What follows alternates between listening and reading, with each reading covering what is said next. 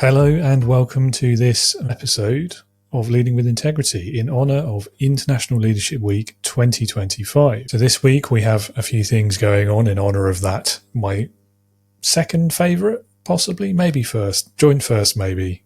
But anyway, one of my favourite weeks of the year is International Leadership Week. So to celebrate this year, we have our regularly scheduled episode on Wednesday, where I have a great conversation about modes of work, the future of work and skills, and all sorts of other things around remote and changing communication styles and so on, with my guest on Wednesday, Craig Matson, at 9:30 in the morning UK time on Wednesday.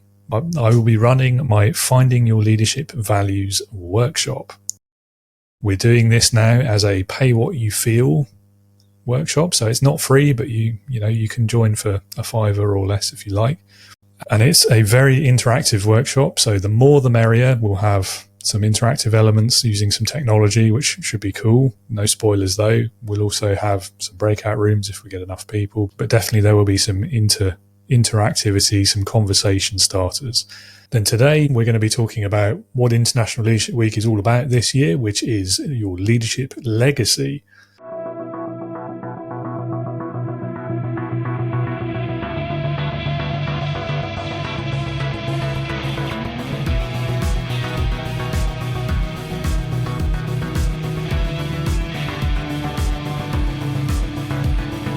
Welcome to the Leading with Integrity podcast.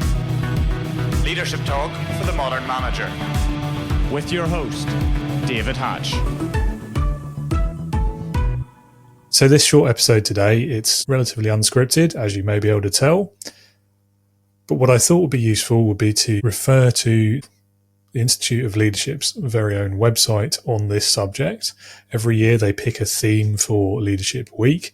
And this year, as I say, it is legacy. So what will your leadership legacy be? It is a topic that's come up on the podcast a few times over the years. There's been some interesting perspectives on it. And for me, I think one of the most meaningful, impactful thing that we can do as leaders is creating other leaders, creating the space for the next generation of leader to do better than you did, for example. And that was an idea that we heard earlier this year from guest Alex Sanfilippo. So my question to you in the audience, listeners and viewers, is what do you want your leadership legacy to be? One of the quotes that I found myself thinking about quite often in the last year or two is the quite famous one from Maya Angelou about, and I'm just going to read it out to you rather than try and butcher it or trust my sometimes failing memory. So the quote is this: I've learned that people will forget what you said, people will forget what you did, but people will never forget how you made them feel. Now, the context of that quote probably wasn't to do with leadership, and yet it is so relevant, so powerful for leaders in terms of our everyday behaviours, in terms of what we want to achieve in our jobs, but also our legacy as leaders. What happens when we're no longer there?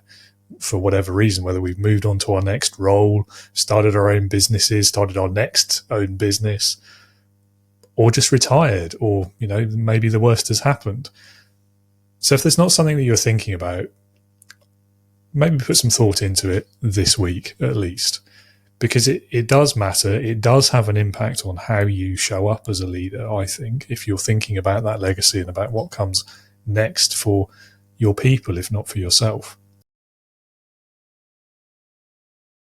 So on the Institute of Leadership's website, they've listed a load of questions to answer to help you think about this. And I thought it might be helpful, interesting, prompt a bit of thought perhaps if I go through some of those. I'm not going to do all of them because I don't want to turn this into a 4-hour episode.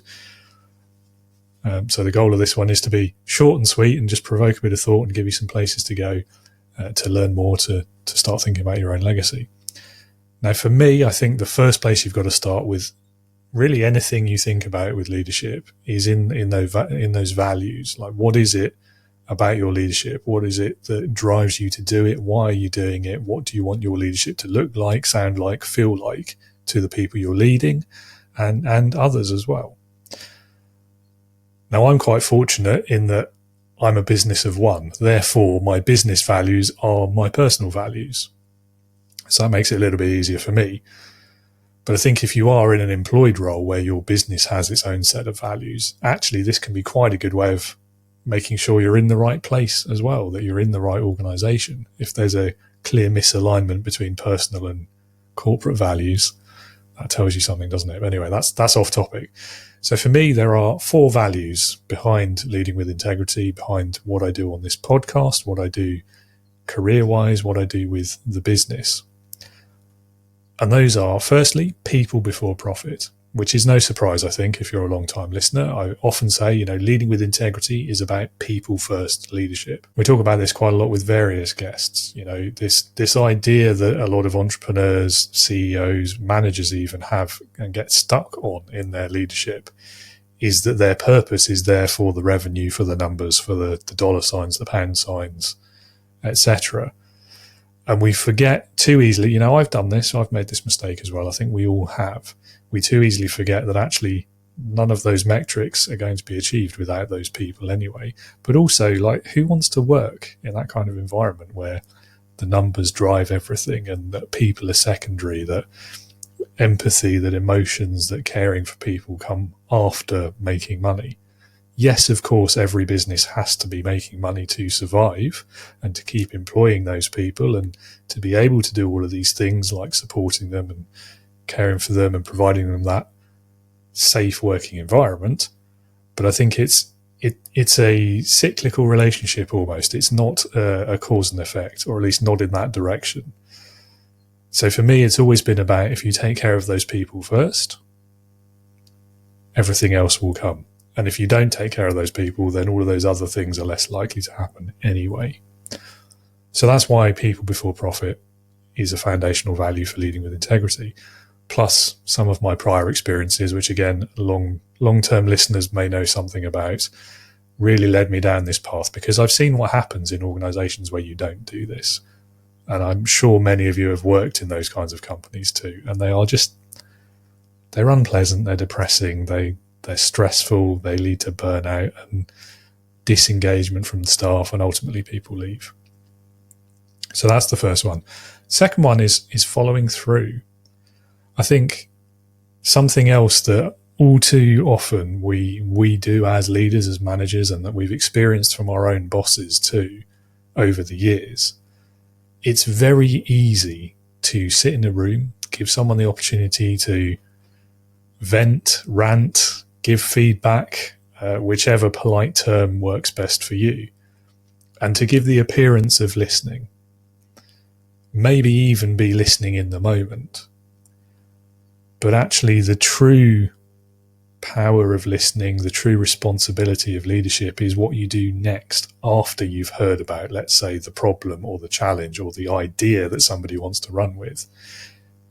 Because if you just sit in that room, nod your head, smile, even take notes, make the right noises, and then as soon as you're out of that conversation, you forget all about it, you never do anything afterwards. You can only do that so many times before people realise there's no point having that conversation. This leader is not here to help me. They are not going to do anything for me. They're not going to support my ideas, help me with my challenges. And that's why follow through is so important. We talk again a lot about leading by example on this podcast and in my wider work on leadership. It's one of those things. It's simple, it's not easy, but a big part of leading by example has to be that you follow up, you follow through. If somebody comes to you and expresses something like that, an idea, a challenge, a mistake even, a failure that's happened, what you do next is the most important thing. Anyway, so I guess the roundabout way of saying the most important part of listening is following up on what you hear. Because that shows that A, you really were listening, and B, that you care enough about the person who said whatever it is they've said to you to do something about it. And that is so important for leadership, for building trust, for showing and earning respect as well. And it's just something that I think all of us in life, as well as in leadership and management, can stand to think more about. The third value of leading with integrity, and this is the one that I find easiest, to be honest, especially with the podcast, is enjoyment. We spend a third or more of our lives at work, in the workplace, doing our jobs or running our businesses. So if you're not enjoying it, if you're not having fun, really, like, what is the point? Yes, we've all got to pay the bills. Yes, we've got to keep the roof over our heads, feed ourselves, feed the kids, whatever. But again, like when we think about things like stress, burnout, longevity of teams and organizations and relationships at work, if there isn't that element of fun, of humor, of the ability to not take things too seriously all the time, then you will get things like disengagement, burnout, higher turnover of staff, because nobody wants to work in those places for the long term. So make it fun, enjoy what you're doing, and if you're not, either make a change if you can, as in without leaving, or leave. Go and find something else that does light you up. The leadership aspect of this is thinking about the kind of environment that you are creating, the example that you're setting within that environment, and whether you're making space for that enjoyment, for that fun, for that silliness even sometimes. Because it is a very powerful leadership behaviour if you can do it right. And of course, as with all things, there is a balance to be had. But anyway, so that's the third. And then the fourth and final one really is this collaborative aspect. Too many traditional approaches, definitions even of leadership and of management as well, to be fair, is focused on this sort of top-down, very authoritarian structure of I'm in charge, I make the decisions, you just go and implement and do as I say, and that's what the team is there for. And I think, you know, in a lot of contexts that probably works. It's not a great place to work usually. It's not going to inspire anyone to do their best work or to innovate or be creative, but, you know, it probably gets the job done. But it's uninspiring. I think, in my experiences as well, I'm sure listener and viewer, you've probably had similar experiences of this. If you can actually step over that line, be more collaborative, be more questioning and curious in your approach to work and your interactions with people that in the traditional view would be seen as subordinates, then actually you can unlock the power of those things like creativity and innovation and new ways of doing things, better ways, more efficient ways, more productive ways, and your whole team becomes more powerful, productive as a result. The impact of collaborative leadership is not to be underestimated. And it includes things like being open with people, vulnerable, authentic, trusting as much as you require trust, and sharing success, like not hogging the credit, giving out that success, also sharing in the mistakes and when things go wrong. So there's a whole massive element around collaboration in leadership. And I think it is one of those challenges that, especially when we're new to it and we don't know a better way of doing things, and we maybe don't have the confidence to take a risk, especially if you're working in that kind of traditional leadership environment. So yeah, there we go. That's why collaboration is the fourth value of leading with integrity. And of course, for the podcast, I hope, at least if you've heard any of our previous episodes, all four of these values have come through pretty strongly. It's all about people first leadership. We follow through, we live up to promises, we lead by example.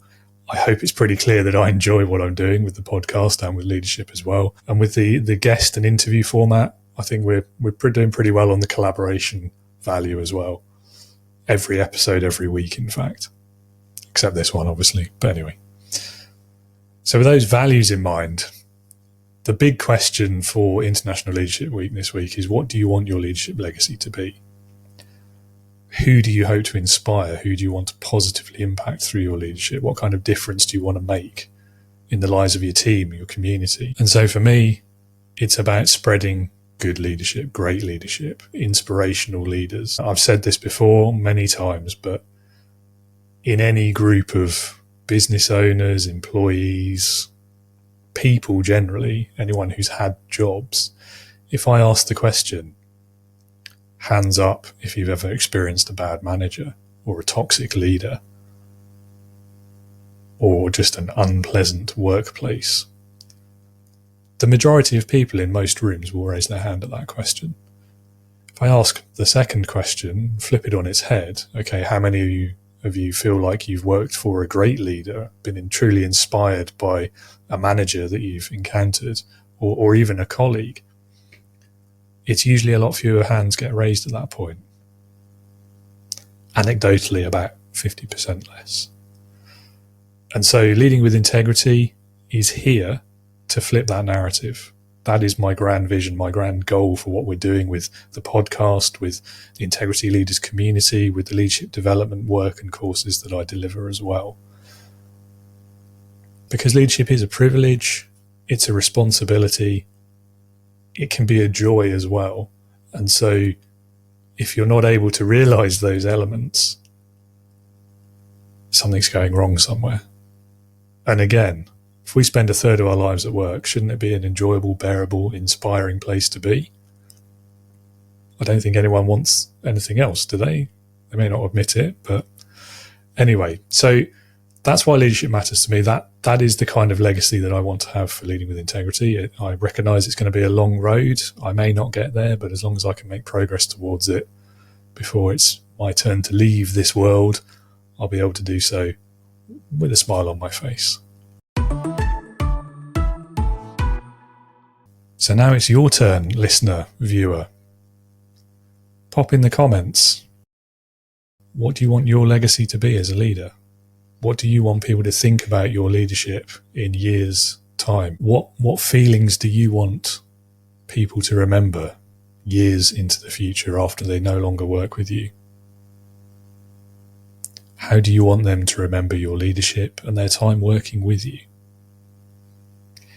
Because once you answer that question, I think everything you do as a leader gets a lot easier, because you know what you want to achieve and it's a lot easier to realize it at that point.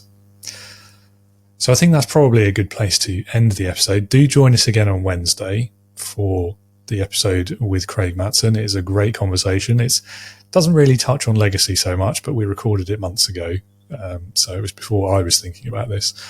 Nevertheless, there are some great things in there, I think, about the way that we handle communication at work, and that is very relevant to the values and to the legacy question that we talked about today in terms of how you're going to implement that and how you're going to realize it at work.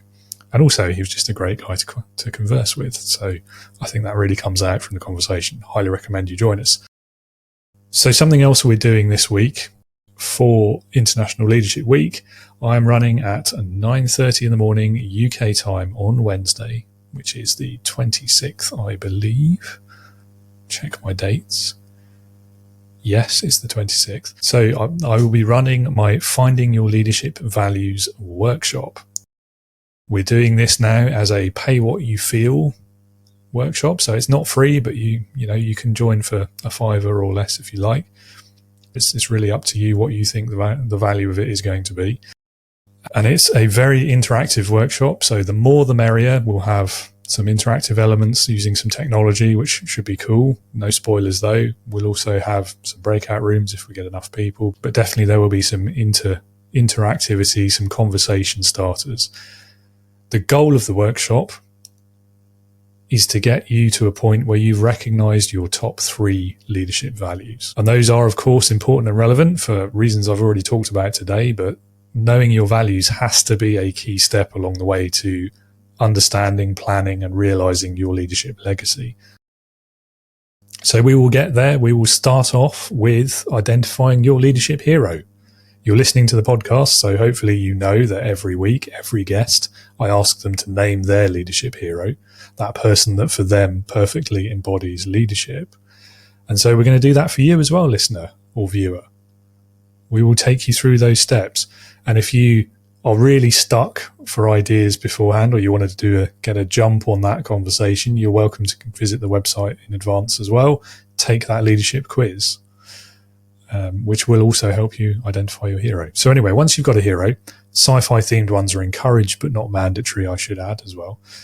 We then think about, with that hero, what are their values? What is it about their behaviours, their actions as a leader that inspires your leadership? And then that leads us down the path of finding your leadership values. So I hope you'll be there to join us if you can, if you're in the right time zone anyway. If not, do feel free to visit the website. There are future workshops planned. We do those 3 or 4 times a year, and you're welcome to register for our future one as well. So thanks for listening. Hope to see you on Wednesday. Have a great International Leadership Week. Do check out all of the links that I'll put in the show notes as well, including the links to the Institute of Leadership's own website. They're running some great events this week too, so highly encourage you to take advantage of some of those. It's a great week. It's one of my favourite weeks, as I've said, so make sure you get the most out of it. Leadership, learning, and legacy. So until we speak again, stay safe. Start thinking about that legacy that you want for your leadership, and be a leader, not a boss.